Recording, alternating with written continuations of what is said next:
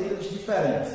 Nós temos dilatação ou contração linear, dilatação ou contração superficial, dilatação ou contração volumétrica. E aqui nós estamos trabalhando com dilatação, primeiramente, dos sólidos. No capítulo a posteriori, nós vamos discutir a dilatação dos líquidos e vocês vão entender por que a gente trabalha de forma diferente dilatação de sólido com dilatação de líquido, porque aí eu tenho que levar em conta o recipiente que contém o líquido. Então, na dilatação de sólidos, a dilatação linear, nós vamos representá-la por ΔL. Em física, as grandezas são representadas por símbolos. E para a dilatação linear, o símbolo é o ΔL. A dilatação linear diz respeito ao aumento em uma única dimensão, certo? Ou eu digo aumento, quando eu falo de aumento, eu estou me referindo à dilatação, porque eu posso diminuir também. Aí, neste caso, eu chamo de contração. Imagine que você tenha uma barra ou um pedaço de fio, né, de um comprimento inicial que a gente chama de L bolinha, comprimento inicial. Imagine que você aqueça essa barra, submeta ela a uma fonte de calor, coloquei lá no fogo. Ela vai sofrer um aumento de seu tamanho, passando a ter um comprimento L. O que ela aumentou, porque eu aumentei a temperatura, viu? O que ela aumentou é o que nós chamamos de dilatação linear.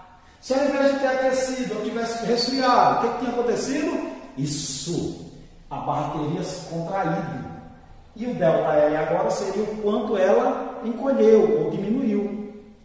Beleza? Agora, essa dilatação, para ocorrer, ela depende de alguns fatores. Para que haja dilatação linear, alguns fatores interferem para que seja mais ou que seja menos essa dilatação ou contração.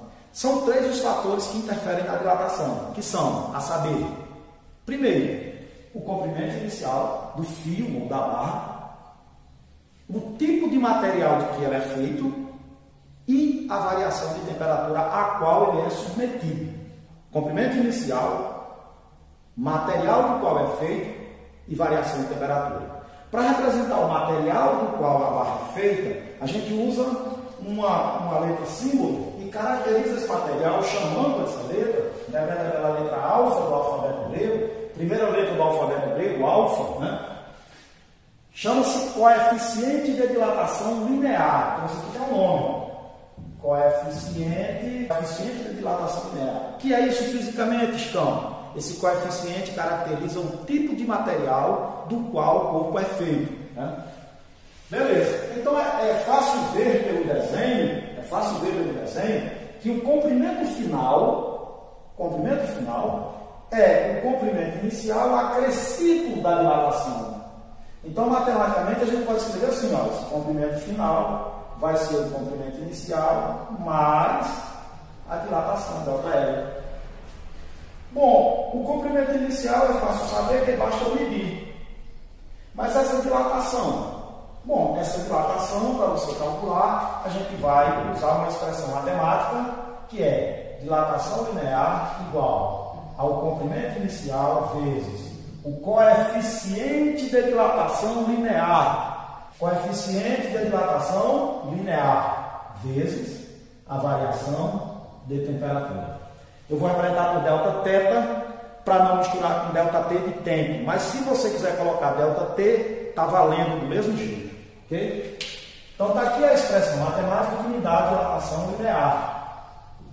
Lembrando-nos que essa variação de temperatura nada mais é do que a temperatura final menos a temperatura inicial. A variação de temperatura é temperatura final nessa ordem. Temperatura final menos temperatura inicial. Ok? Bom, dito isto, imagine o seguinte. Chicão, me diga aí então a situação cotidiana em que de fato isso se apresenta aos meus olhos. Bom, vamos lá, eu vou falar de alguns casos comuns.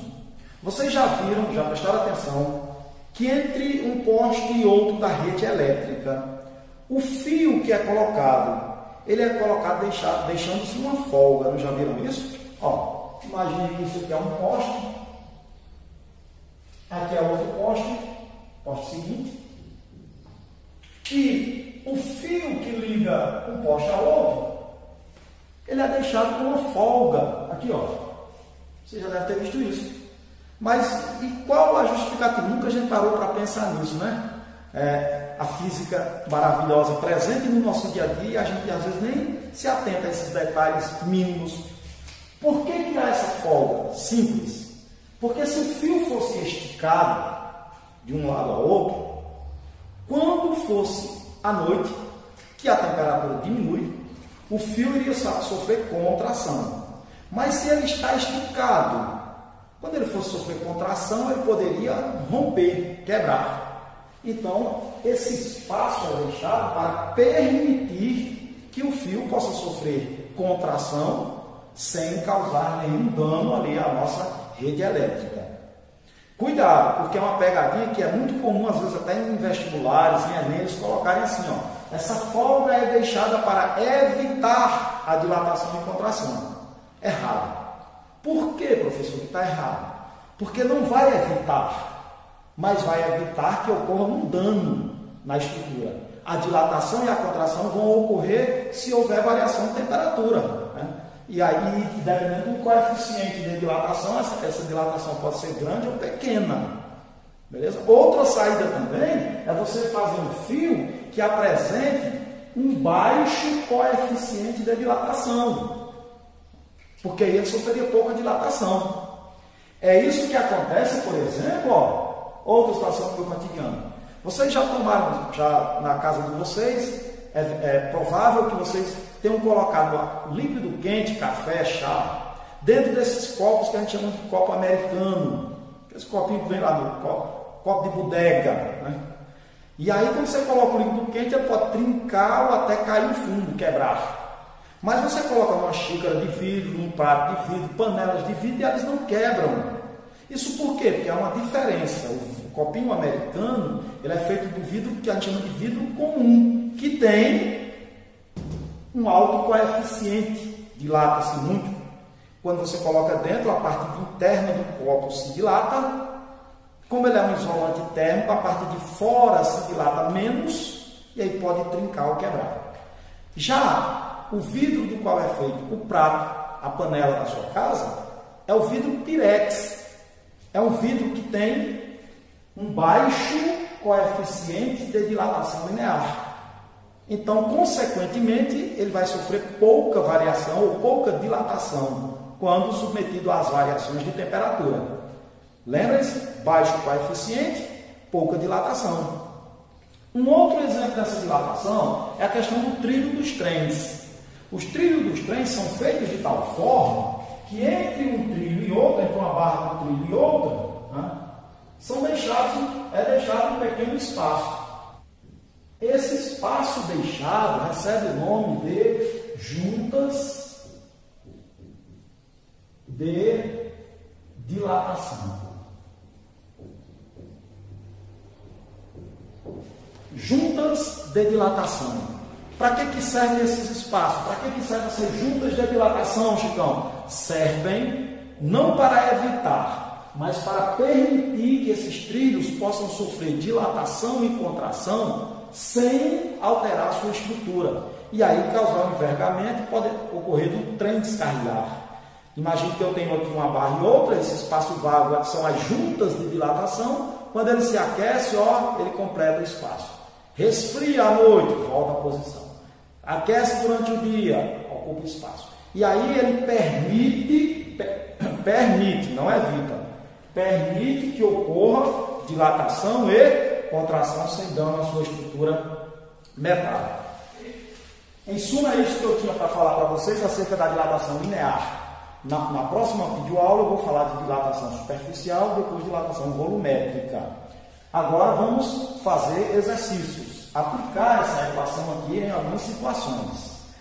Se você gostou dessa videoaula, por favor, dê um like, inscreva-se no canal, ajude a divulgar esse trabalho. É um trabalho inteiramente gratuito para servir como base, como auxílio de estudo àqueles alunos que vão fazer vestibulares ou Enem. Então, deixe nos comentários aquilo que pode ser melhorado nas nossas aulas e até a nossa próxima videoaula.